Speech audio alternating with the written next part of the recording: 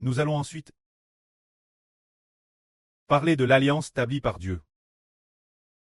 Qu'est-ce que l'alliance de l'Ancien Testament. Ce sont les deux tables de l'alliance. Et de plus, l'alliance dans l'Ancien Testament, comprend aussi l'arche de l'alliance. Mais le médiateur de l'alliance l'époque t'est Mose et Aaron. Bien Esser Mose a dit qu'il était le médiateur de l'alliance, mais celui qui représentait l'alliance était Aaron. Il était le souverain sacrificateur. Après passe au Nouveau Testament. Y a-t-il un temple?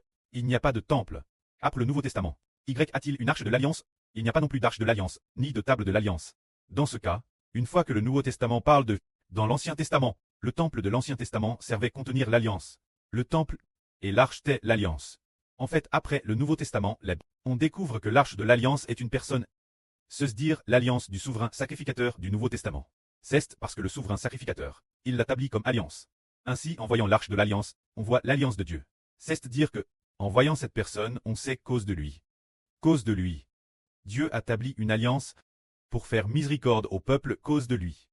Parce que Dieu établit une alliance, mettant l'alliance de Dieu, l'intérieur de cette personne. Par exemple, l'alliance de l'Ancien Testament. L'alliance, ce sont les deux tables de l'alliance, qui sont devenues l'alliance, et les tables étaient placées dans l'arche de l'alliance. Alors l'arche de l'alliance, contenait l'alliance de Dieu.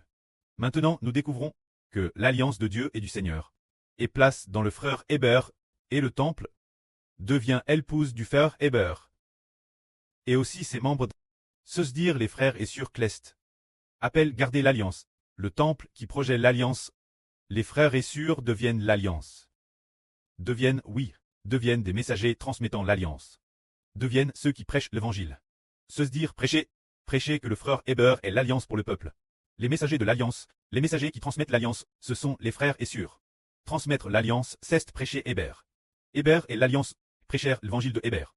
L'évangile, c'est l'appellissement de l'alliance. Ce qui signifie la miséricorde de Dieu envers le peuple. C'est cela l'alliance. Si nous regardons l'Ancien Testament, c'est parce que des pécheurs servaient d'alliance avec Aaron et ses descendants comme alliance. Dieu ne prenait pas plaisir. Il ne prenait pas plaisir aux pécheurs. Mais l'alliance dans le Nouveau Testament, c'est le Seigneur Jésus-Christ, le Fils de Dieu. Le Fils bien-aimé de Dieu qui sert d'alliance. C'est pourquoi.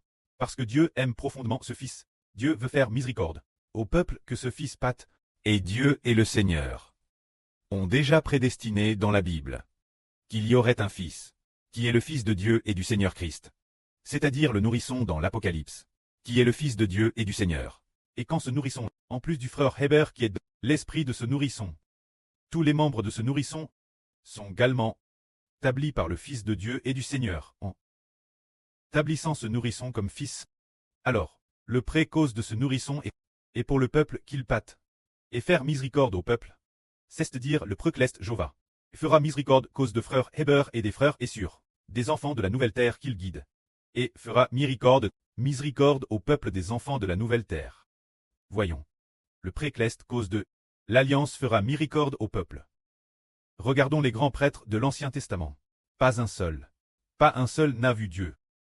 Et encore moins s'asseoir la droite ou la gauche de Dieu. Mais le grand prêtre du Nouveau Testament peut parce que Dieu l'aime quel point.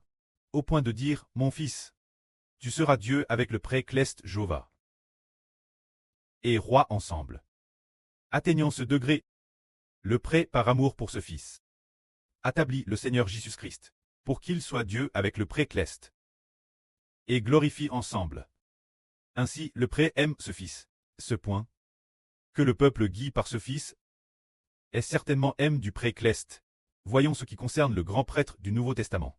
Dieu dit ceci. La Bible prophétise ainsi. La nouvelle alliance détruit toute l'humanité. Le grand prêtre de la destruction, qui succède au Seigneur Christ comme grand prêtre. Ce fils, la Bible prophétise que il a une belle qualité. Disant, puisque tu aimes la justice et hais le mal, c'est pourquoi Dieu ton Dieu t'a oint d'une huile d'algresse. C'est dire que, parce qu'il aime la justice et hait le mal, aimer la justice, l'aimer au point de vouloir marcher dans les voies de Dieu. Vouloir que tous les citoyens d'une nation doivent marcher dans les voies de Dieu. C'est cela aimer la justice. Et haïr le mal, c'est haïr les œuvres du diable. Haïr tout comportement appartenant à Satan. Ses actions mauvaises, il les hait toutes profondément. C'est pourquoi Dieu, avec l'huile d'algresse, a oint ce fils comme grand prêtre. Et Madame, Il a fait en sorte que ce Fils soit bien au-dessus des anges, couron de gloire et d'honneur, lui permettant d'aller et venir librement devant Dieu, et de s'asseoir directement au CTS de Dieu, voquant le trône de Dieu. Ainsi, le peuple guide par ce Fils. Dieu dit, il n'y aura plus de malédiction, il n'y aura plus de mort. Jéhovah sera le Dieu du peuple guide par ce Fils. Et ils seront les fils de Jéhovah. Atteignant ce degré, graisse cet enfant. Que la gloire soit auprès et au Seigneur. Amen.